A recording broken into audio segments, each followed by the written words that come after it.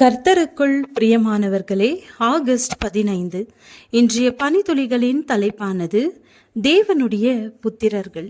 வசனம் கலாத்தியர் 3வது அதிகாரம் 26வது வசனம். நீங்கள் எல்லோரும் கிறிஸ்து இயேசுவை பற்றும் விசுவாசத்தினால் தேவனுடைய புத்திரரா இருக்கிறீர்களே. அனிதா தன்னுடைய ஊனமுற்ற மகளுடன் துணிக்கடை ஒன்றைக்கு சென்றாள். பில் கவுண்டரின் வரிசையில் நிற்கும்போது அவர்களுக்கு பின்னால் நின்றிருந்த ஒரு நபர் அந்த பிள்ளை ஊமையாயிருப்பதை கண்டு மௌனமாய் தன்னுடைய எதிர்ப்பை வெளிப்படுத்தினார். இது போன்ற நபர்களின் இந்த காயப்படுத்தும் செய்கைகள் அனிதாவிற்கு புதியதல்ல. அவளுடைய நெருங்கிய உறவினர்கள் மற்றும் நண்பர்களாலேயே பல வேளைகளில் மனமுடைந்து போயிருக்கிறாள். இவைகள் அனைத்தும் அவளை ஒரு தாய்மைக்கு சற்று குறைவாய் எண்ண தூண்டியது. தன் மகளை தன்னிடமாய் அணைத்து அக்கடையில் பணத்தை கட்டிவிட்டு தன்னுடைய காருக்கு சென்றாள். காரில் அமர்ந்து கொண்டு தன்னுடைய மகளின் நிமித்தம் நிந்திக்கிறவர்களை மன்னிக்கக்கூடிய இருதயத்தை தரும்படிக்கு தேவனிடம் கேட்டாள். ஒரு தாயாய் தன்னை தகுதியற்றவளாய் எண்ணும் அந்த எண்ணத்தை மேற்கொள்ளும்படி தேவனிடம் விண்ணப்பித்தாள்.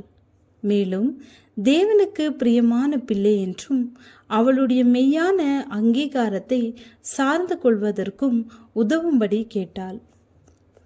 இயேசுவின் விசுவாசிகள் அனைவரும் விசுவாசத்தினால் தேவனுடைய புத்திரராயிருக்கிறீர்களே என்னும் அவர்களின் அழகான வேற்றுமைகளோடு சம மதிப்பு மிக்கவர்கள் என்று பவுல் கூறுகிறார். நாம் அனைவரும் இணைந்து செயலாற்றுவதற்கு உள்ளாக இணைக்கப்பட்டிருக்கிறோம். தேவன் தம்மை விடுவிக்கும் பொருட்டு தன்னுடைய குமாரனை அனுப்பிய போது அவர் நம்முடைய பாவங்களுக்காக சிலுவையில் சிந்தின இரத்தத்தினால் நாம் ஒரே குடும்பமாக்கப்பட்டுள்ளோம்.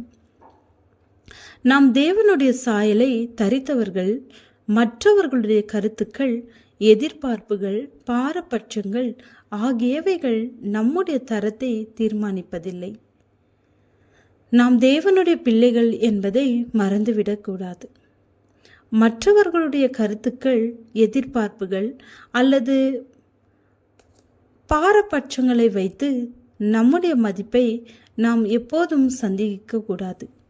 எல்லோரும் தேவ சாயலில் உண்டாக்கப்பட்டுள்ளோம் என்னும் சத்தியம் நம்மை காட்டிலும் வேறுபட்டவர்களை எவ்வாறு நேசிக்க வேண்டும் என்பதை நன்றாய் அறிந்திருக்க வேண்டும். கிறிஸ்து எல்லா நிலைகளிலும், எல்லா மனிதர்களிடத்திலும் எல்லா நேரத்திலும் நேசித்தது போல நாமும் அவர் வருகையில் பங்கு கொள்ள வேண்டும் என்றால் நாமும் நேசிக்க கற்றுக்கொள்வோம். ஜெபம். பிதாவாகிய தேவனே, என்னையும் மற்றவர்களையும் உம்முடைய பார்வையில் பார்க்க எனக்கு உதவி செய்யும். ஆமென்.